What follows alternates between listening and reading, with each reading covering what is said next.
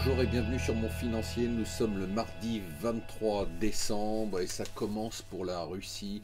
Une première banque qui a été nationalisée de fait, temporairement, nous dit le gouvernement russe, du fait de sa quasi-faillite. C'est le début d'un mouvement qui devrait s'accélérer. L'autre mouvement qui pourrait bien s'accélérer, c'est le prix du pétrole. C'est quand même complètement dingue.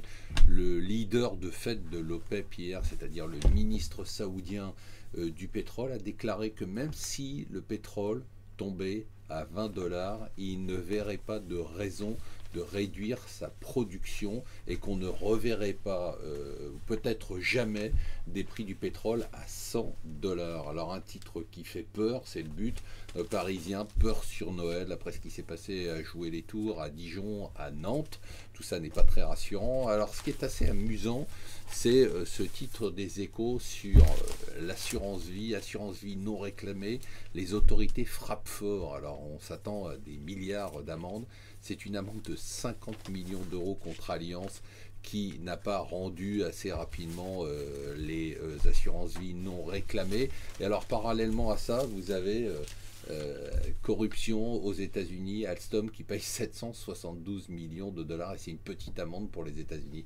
On voit qu'en termes d'amende, on a beaucoup de choses à apprendre. Alors hier, on en a parlé dans la newsletter du soir, la Soitec, c'est vraiment surprenant.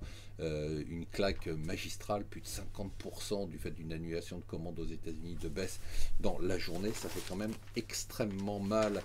Voilà, si vous êtes vieux, ne désespérez pas, on peut devenir président à 88 ans, c'est le nouveau président tunisien, premier président élu, exemple de démocratie après le printemps arabe, il en fallait bien un.